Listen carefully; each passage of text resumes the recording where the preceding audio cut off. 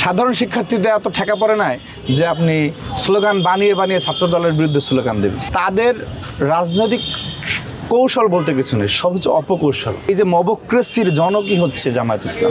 গতকালকে আমরা দেখলাম যে চুয়েটের একটি ভিডিও সোশ্যাল মিডিয়ায় ছড়িয়ে পড়েছে, যেখানে ছাত্রদলের কমিটি হওয়ার পরে সাধারণ শিক্ষার্থীর ব্যানারে স্লোগান হচ্ছিল। এ ব্যাপারে আপনার বক্তব্যটা কি জানতে চাই? দেখুন, আমি যে সংগঠনের কথা বললাম যে গুপ্ত সংগঠন, তাদের যে সাংগঠনিক কার্যক্রম সেটি অপেক্ষাকৃত অন্য ক্যাম্পাসের চেয়ে যে ক্যাম্পাসে শক্তিশালী সেখানে তারা ছাত্র রাজনীতিটা করে, এবং যে ক্যাম্পাসে একটু দুর্বল অপেক্ষাকৃত অন্য ক্যাম্পাসের চেয়ে সেখানেই তারা সাধারণ শিক্ষার্থী বেশি একটা মব সৃষ্টি করে। ওনারা হচ্ছে একটা MLM সিস্টেমের সংগঠন, এটা কোনো রাজনৈতিক সংগঠন না। আপনি যদি ইসলামী ছাত্র শিবিরে এই যে আর্থিক প্রণোদনা দেওয়া হয় আর কি, জামাতে আর্থিক প্রণোদনা দেওয়া হয়, এটা যদি আপনি বন্ধ করে দেন, তাদের আদর্শিক কোনো ভিত্তি নেই, দেখবেন না যে। এবং হাসিনার সময়ও তারা এই যে মনে করেন যে যেরকম ইসে থাকে MLM সিস্টেমে থাকে, ডান হাত বাম হাত এরকম আগে দেয় পরবর্তীতে আবার পায়, এই সিস্টেমের মধ্যেই তারা রয়েছে। এবং তাদের রাজনৈতিক কৌশল বলতে কিছু নেই, সব হচ্ছে অপকৌশল।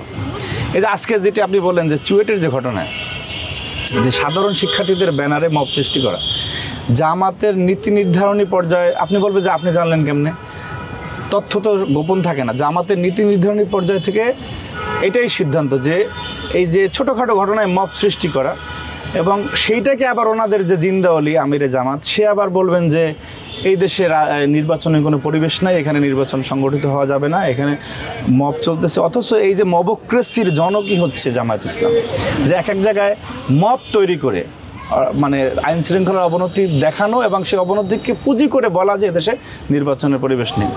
যেটি আপনি বলতেছিলেন চুয়েট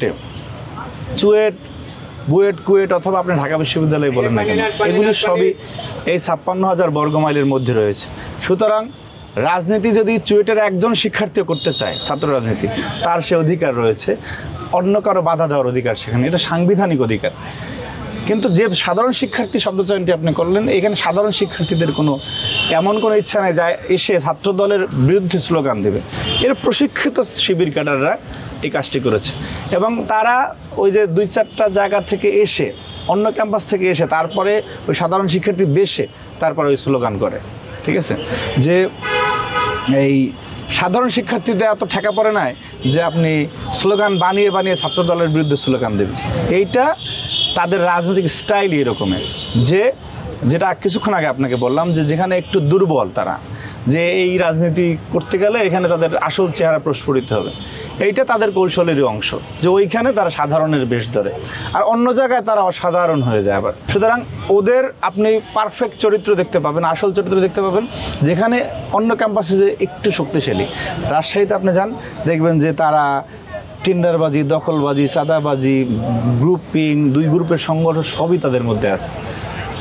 আবার যেখানে দুর্বল সেখানে আপনি দেখবেন যে মনে হয় যেন যে জান্নাত থেকে ছুটি নিয়ে আসছে মাত্র দুনিয়া। ঠিক আছে, যুক্তরাষ্ট্রের 1 নম্বর জিম চেইন গোল্ড জিম এখন আবারও বাংলাদেশে বসুন্ধরা আবাসিক এলাকা ও বসুন্ধরা সিটি শপিং মলে।